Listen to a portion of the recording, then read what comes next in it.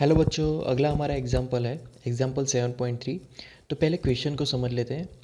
Find the centre of mass of a uniform L shape lamina, a thin flat plate बोल सकते हैं, with dimensions as shown.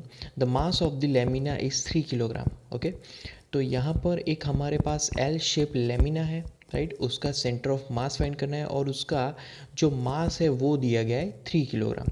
तो पहले diagram यहाँ पर कोऑर्डिनेट सिस्टम, राइट, डायग्राम यहाँ पर कोऑर्डिनेट सिस्टम से ड्रॉ कर लेते हैं पहले। तो बच्चों इस तरीके से डायग्राम बन जाएगा, राइट। ये हमारा एल शेप का लेमिना है जिसका मास है 3 किलोग्राम। अब बच्चों यहाँ पर हमें ध्यान से देखना है, ये यूनिफॉर्म एल शेप लेमिना है। यूनिफॉर्म एल शेप लेमिना मतलब उसकी जितनी भी हाइट होगी उतनी ही उसकी लेंथ होगी, राइट। तो यहाँ पर बारी बारी से समझेंगे। जैसे कि ये लेमिना है, राइट, ये जो पोर्शन है उसका कोऑर्डिनेट अगर देखें इस पॉइंट का तो वो 1 2 हो जाएगा, क्योंकि 1 मतलब कि हाफ यहाँ पर 1 होगा और यहाँ पर 2 2 मतलब कि वाई एक्सिस में वो 2 हाइट पे है, राइट। ओके, तो इसीलिए E 1 2 हो जाएगा। फिर F02 कैसे होगा, तो ये उसमें एक्स एक्सिस 0 पे है और वाई एक्सिस पे वो 2 पे है। ओके, उसके बाद यहाँ पर ओरिजिन तो 0 0 ही होगा। अब D की बात करें तो यहाँ पर एक्स एक्सिस में भी 1 है और वाई एक्सिस में भी 1 है, तो इसीलिए D 1 1 है, राइट। सिमिलरली बी की अगर बात करें तो एक्स एक्सिस में बी 2 पे है और वाई एक्सिस में वो 1 पे है। और लास्ट में ए पॉइंट की अगर बात करें तो ए पॉइंट सिर्फ एक्स एक्सिस में मिलेगा, वाई एक्सिस में 0 है, तो एक्स एक्सिस में वो कितना है, 2 जितना है, राइट।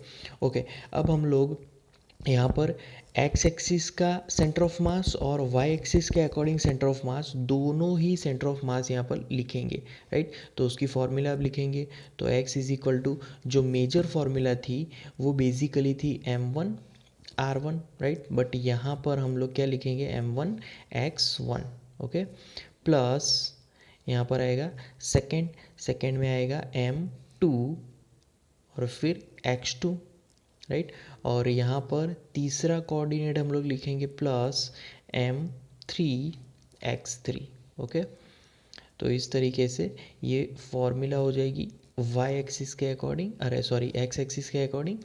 और यहाँ पर डिनोमिनेटर में सम ऑफ एवरी पॉइंट्स मास, मतलब कि पूरे ऑब्जेक्ट का ही सम हो जाएगा बच्चों।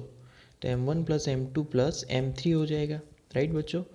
तो अब हमें सिर्फ और सिर्फ वैल्यूज़ पुट करनी है और कुछ नहीं करना है। तो m1 रख देना है, m1 मतलब फर्स्ट, तो m1 m2 m3 तीनों स्लैब को हम लोग डिवाइड कर सकते हैं। जैसे कि इसका मास 1 किलोग्राम होगा, इसका 1 किलोग्राम और इसका 1 किलोग्राम, क्योंकि टोटल 3 किलोग्राम है।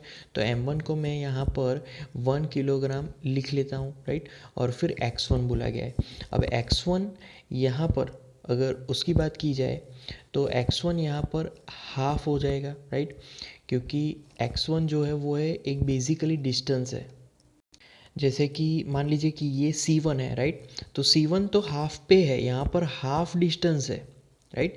तो इसीलिए यहाँ पर C1 के अकॉर्डिंग x1 यहाँ पर आ जाएगा हाफ, तो यहाँ पर हम लोग लिखेंगे 1/2। ओके, तो ये फर्स्ट टर्म हो गया। ओके, अब सेकेंड टर्म की बात करेंगे m2 यहाँ पर इस पॉइंट पे।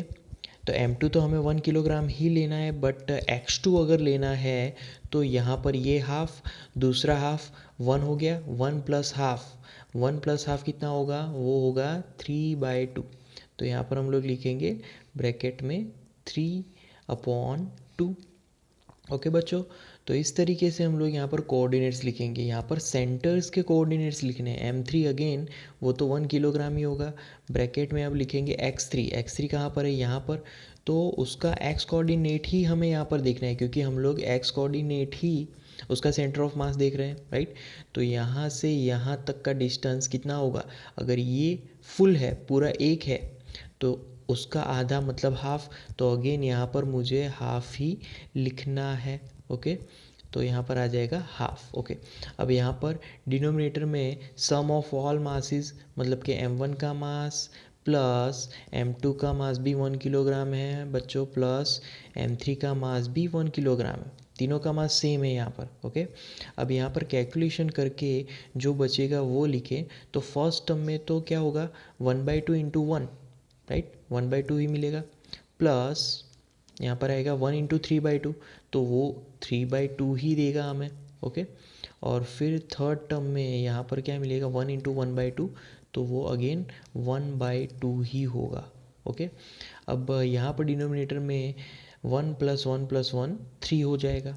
ओके, अब इसको और सिंप्लीफाई करें तो सिंप्लीफिकेशन में जो यहाँ पर हम लोग कैलकुलेशन करेंगे तो डायरेक्टली उसके एलसीएम सेम हो जाएंगे, जैसे कि 1 + 3 + 1। ओके, तो डिवीज़न में यहाँ पर आ जाएगा 2, और मेन डिवीज़न में तो 3 है ही, राइट, इस तरीके से। अब इज इक्वल टू 1 + 3 + 1 बेसिकली होगा 5 अपॉन यहाँ पर आएगा 2 into 3, right, is equal to, अब इसका सिंप्लीफिकेशन हमें मिलेगा 5 अपॉन 2 इंटू 3 6 हो जाएगा, और ये हो जाएगा मीटर में। तो ये एक्स कोऑर्डिनेट हुआ, राइट, सेंटर ऑफ मास। अब यहाँ पर हम लोग वाई कोऑर्डिनेट की बात करेंगे, राइट। तो वाई की पहले मैं फॉर्मूला लिख लूँगा। बच्चों आप अभी बोल सकते हो वाई की फॉर्मूला, जैसे एक्स में हमने फॉर्मूला लगाई वैसे ही वाई में भी फॉर्मूला लिखनी है। ओके, तो यहाँ पर लिखना है m1, फिर आएगा y1। ओके, फिर प्लस जैसे x में है वैसे ही फॉर्मूला लिखनी है m2 x2। ओके, और फिर लास्ट में प्लस यहाँ पर x2 नहीं आएगा, यहाँ पर y की फॉर्मूला लिख रहे हैं तो यहाँ पर हम लोग लिखेंगे y2। ओके, और फिर जो थर्ड टर्म है उसमें यहाँ पर लिखेंगे m3 and then y3, right, upon masses of this system, मतलब कि mass of this system m1 plus m2।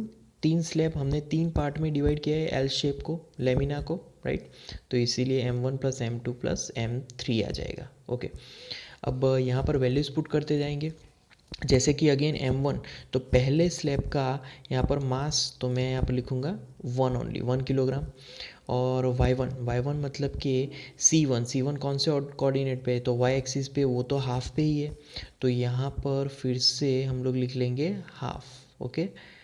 Okay, उसके बाद आगे बढ़ेंगे, प्लस m2 मतलब कि 1 अगेन, y2 कहाँ पर है, ये रहा, राइट, तो y2 अगेन वो तो हाफ पे ही है y एक्सिस पे, यहाँ से ऊपर जाएंगे तो हाफ पे ही c2 मिल रहा है, तो यहाँ पर अगेन 1/2 लिखेंगे।